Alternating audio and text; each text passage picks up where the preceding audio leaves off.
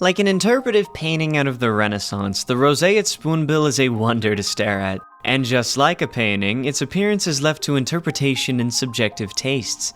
If you're like me, you'll gaze upon its beauty in awe and wonder. But if you're also like me, you'll want to laugh at that funny beak. However, that beak is the product of a very unique and specific hunting style. Unlike yours, what do our beaks do other than get chapped and nasty, with your mayonnaise stuck on the corner of your lips? There's a handful of species of spoonbill, and none of them have mayonnaise stuck to their mouths. In fact, they are actually quite well groomed. But that's what you have to do when you've got beautiful pink feathers. You may have mistaken the Roseate Spoonbill for a flamingo due to that pink coloration. That's what hit rapper and artist Snoop Lion did. We got flamingos, right? Them is flamingos. I know what flamingos is, because they pink. Damn, what's wrong with him? But they are actually in the family Pelecaniformes, the same family that includes, brace yourself, this might shock you, pelicans, but also other wading birds such as herons, egrets, and ibises. Goats, by the way. Well, not goats, but greatest of all time birds for me. Love them so much. Anyway, that pink coloration is exclusive to the Roseate Spoonbill, which is why they are my favorite species. That, and the fact that their scientific name is Platalea ajaja. Like someone started laughing at the bird as they were coming up with its name. The rest of them are beautiful in their own way, but no pink, which is my favorite color. They get those pink feathers the same way flamingos do, from the food that they eat. You may know that flamingos will get pink due to the shrimp that they eat, but they also get it from other crustaceans and even algae that they consume.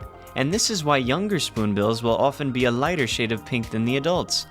The hatchlings, sometimes referred to as teaspoons, which I just find so adorable, are almost completely white. The carotenoid pigments contained in the crustaceans and algae that they eat is what gives the birds that pink color. In total, there are 6 known species of spoonbill: the Eurasian spoonbill, the royal spoonbill, the yellow-billed spoonbill, the black-faced spoonbill, the African spoonbill, and the roseate spoonbill, all of which have very similar diets and hunt the same way.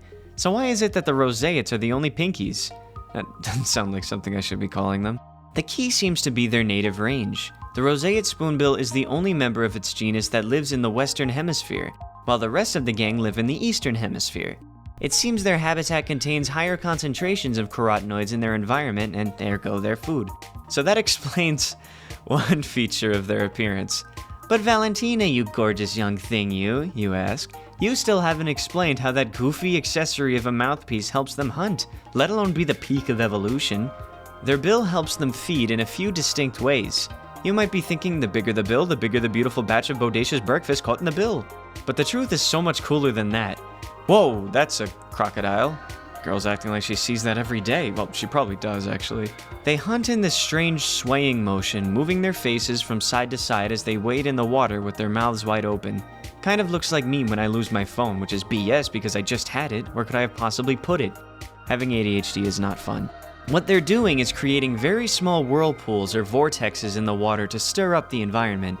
The ending of their bill, you know, the spoon shape, contains a shitload of nerve endings that help it sense if there's food near their mouth, similar to a cat's whiskers or the ampullae of Lorenzini in sharks, a unique adaptation that allows them to detect the slightest movements beneath that organ. And this is why the hammerhead shark looks like the product of a cartoon anvil dropping on their face.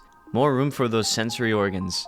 If there is any food detective between those sensitive nerves, the spoonbill snaps its beak shut. Must be scary as hell for the fish or crustacean that gets caught in that whirlpool, though. It's kind of like the flying saucer from Nope, except underwater, which probably makes it even more scary. Okay, or that. I guess that would also be scary. So now that you know why their bills are shaped so uniquely, you should also know that that's not the only fascinating thing about these birds. Many of them are migratory, meaning they will often travel extremely far away as the seasons change. But this isn't something exclusive to the particular species. There are so many populations of spoonbills that will stay in one habitat year-round if it's well suited for them. Could be fresh or salt water, as long as it's wet. Others will fly hundreds of miles. The Eurasian spoonbill has populations in the warmer countries that stay put. No need to leave paradise, but there are other populations of the same species that will migrate from the United Kingdom all the way to Africa. They have been rarely seen in the Western Hemisphere in places like South America and even Greenland.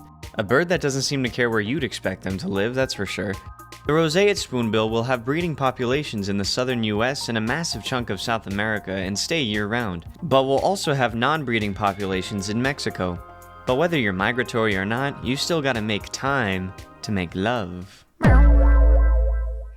Spoonbills have many courting behaviors. Don't let anyone tell you real lovers don't need a talking stage. You've got to make sure your partner's right for you. Get you a man that does more than just showing off his fancy head feathers. Get you a man that'll do some pruning and grooming. Will rub your bill with his. And next thing you know, you're building a nest together, and holy shit, do you see how giant that kelp is? The males will present the females with nesting material as a show of commitment, and if things work out, the females will use that material to build the nest. And this makes sense why they live in the American South. Damn tradwife rednecks. That was a joke. Comparing spoonbills to the American South is an insult to spoonbills. The newfound couple will be monogamous. For a few months. A few weeks after hatching, the chicks are fully fledged and the parents will go back to underwater UFO feeding and find a new partner in the next mating season. It almost brings a tear to the eye, going from a seemingly unremarkable featherless pelican baby to a beautiful pink spoon-shaped wonder. And that kind of wonder is something that needs to be protected, especially right now. For whatever reason, most spoonbills are not classified by the IUCN Red List as endangered at the moment, which makes no friggin' sense to me given the very real threats they face in very real declining numbers. The only species that is listed as endangered are the black-faced spoonbills from East Asia, which are thankfully starting to recover. Their numbers have doubled between the years 2000 and 2022, going from around 3,000 individuals to around 6,000. Yes, major conservation efforts have helped them a ton, including international cooperation. And that's the only time you'll hear me celebrating something that literally has blackface in its name. The Roseate spoonbill was hunted nearly to extinction due to their pretty pink feathers used in the fashion industry back in the 1800s. You know, like Red Dead Redemption times. Wait a second. Conservation efforts have done wonders for them as well. They are now fairly common in their native range and are often a sign of healthy and thriving ecosystems, making them an extremely important ecological species.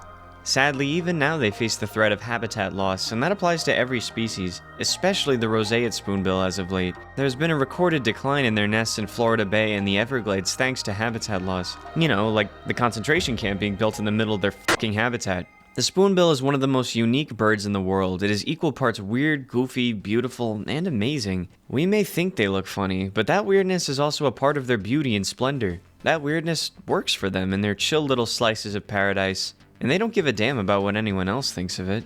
I think we could all be taking a page out of their book. Embrace your weirdness. It makes you beautiful.